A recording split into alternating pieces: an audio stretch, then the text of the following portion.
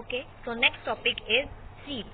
Ovules develop into seed after fertilization. A fruit may have only one seed like mango and plum, or many seeds like orange, papaya and tomato. Seeds also show a great diversity in shape, size and appearance. Okay, तो इसमें क्या बताया गया है, ovules जो है वो fertilisation के बाद सीड्स में डेवलप हो जाते हैं. ओके, अभी सीड क्या होता है, वो great diversity in shape, size and appearance ऐसा शो करते हैं. ओके, मतलब हर एक सीड का साइज, शेप, वो दिखने में सब कुछ अलग होता है. ठीक है, अलग अलग फ्रूट का या अलग अलग प्लांट का सीड सब अलग होता है. ओके, अब क्या हो सकता है सीड में, वो सीड एक भी हो सकता है फ्रूट में या तो मैनी भी हो सकते हैं. तो सिर्फ एक सीड वाले फ्रूट का नाम क्या हो गया यहाँ पे, मैंगो, प्लम. ओके, और मैनी सीड्स वाले फ्रूट्स का नाम क्या हो गया, like orange, papaya and tomato. Okay,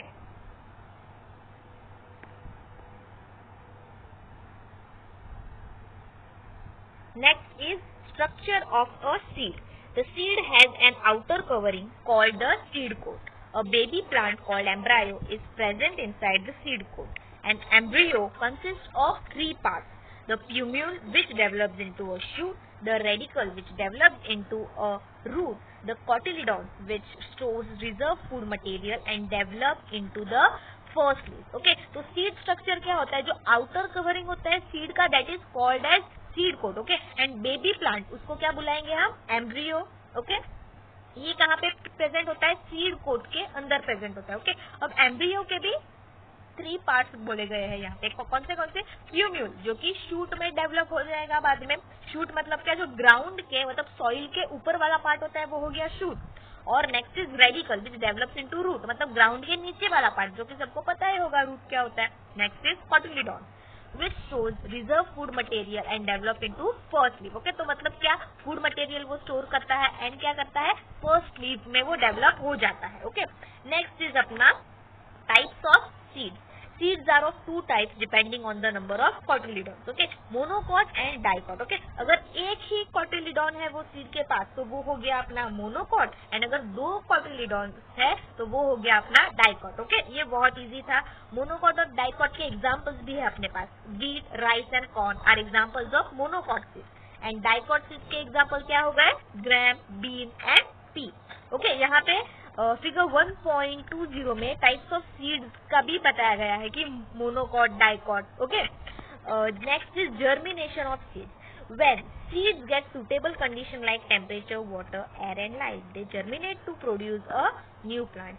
An embryo lies dormant in a seed. In the presence of suitable conditions, the embryo becomes active and develops into small seedling. The process by which the dormant embryo within the seeds become active and grows into a new plant is known as germination. Okay, अभी germination क्या होता है, जब भी seed को favourable, suitable condition मिलते हैं, जैसे कि temperature, air, water and light जो कि सन से मिलती है, तो वो क्या हो जाएंगे, वो न्यू प्लांट के अंदर जर्मिनेट हो जाएंगे. ओके, वहाँ का जो एम्ब्रियो रहता है वो फेवरेबल कंडीशंस के वो सब उसको मिलता है, फेवरेबल कंडीशंस, तो वो क्या हो जाता है, एक्टिव हो जाता है और वो स्मॉल सीडलिंग में डेवलप होना स्टार्ट कर देता है. ओके, स्मॉल सीडलिंग में डेवलप करता है, तो ये प्रोसेस को क्या बोलेंगे हम, जर्मिनेशन बोलेंगे. तो ये एक जर्मिनेशन का शॉर्ट डेफिनेशन भी हो गया. The process by which dormant embryo within the seed becomes active and grows into a new plant is known as germination. Now, during germination, the seed swells up due to absorption of water. The seed coats become soft and burst.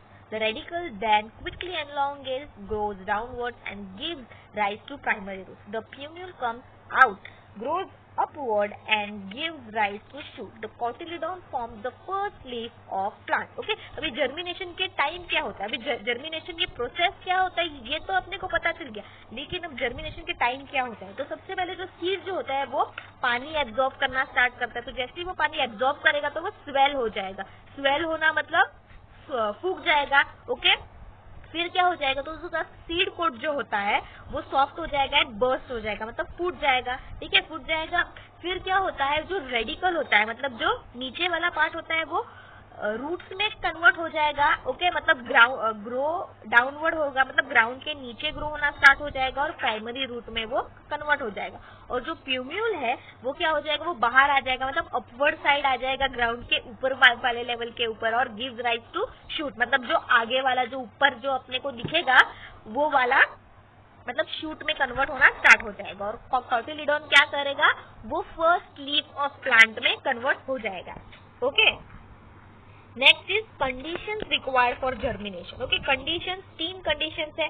First is water, air and temperature. First देखेंगे हम water. Dry seeds do not germinate. Water is needed for the seed to swell up and burst open. It is also required to make the stored food suitable to feed embryo. Okay, oxygen is needed for respiration. The energy released due to the oxidation of stored food is required for the growth of embryo. Temperature. Ideal temperature for germination of seeds is 35 degrees Celsius to 40 degrees Celsius, as enzymes are most active within this temperature range. Extremely low or high temperatures are not favorable or for seed germination. Okay, तो 3 condition में से पहला condition है water. Okay, तो water, अगर seed को swell up होना है, मतलब अगर फूगना है सीड को, तो पानी एब्जॉर्ब करना उसके लिए जरूरी होता है, क्योंकि ड्राई सीड कभी जर्मिनेट करेगा ही नहीं, उसको पानी नहीं मिलेगा तो वो जर्मिनेट कैसे करेगा। ओके, तो सबसे पहले उसको water is must required for this. Okay, तो और वो क्या करता है, जो स्टोर्ड फूड रहता है एम्ब्रायो के खाने के लिए, तो वो फूड को सोल्यूबल बनाता है, ठीक है, ताकि एम्ब्रायो फीड कर सके, वो मतलब it makes stored food soluble to feed embryo, ताकि वो एम्ब्रायो तक वो उसके न्यूट्रिशन पहुंच सके। Next is air. अभी ऑक्सीजन हमेशा अपने को पता है रेस्पिरेशन के लिए इम्पोर्टेंट होता है, ठीक है, तो ऑक्सीडेशन के टाइम जो एनर्जी रिलीज होती है is required for the growth of embryo. Okay, तो एनर्जी रिलीज हुई, वो एम्ब्रायो के ग्रोथ के लिए बहुत ज्यादा इंपॉर्टेंट है। Okay, next is temperature. अभी इसमें क्या बोला है कि ideal temperature for germination of seed, मतलब अगर सीड को जर्मिनेट होना है एक आइडियल टेम्परेचर पे, तो उसका एक रेंज भी दिया गया है अपने को, कौन सा है, 35 degree Celsius to 40 degree Celsius. Okay, क्यों होता है यही रेंज, क्यों दिया गया है, क्योंकि ये टेम्परेचर रेंज में जो एंजाइम्स होते हैं वो सबसे ज्यादा एक्टिव होते हैं। ओके, इसलिए बहुत लो टेम्परेचर होगा या तो बहुत हाई टेम्परेचर होगा तो वो बिल्कुल भी फेवरेबल कंडीशन नहीं होगा सीड जर्मिनेट करने के लिए। ओके, तो ये वाला पार्ट हो गया सीड का, बहुत ही ज्यादा छोटा सा था, and seed topic is also completed.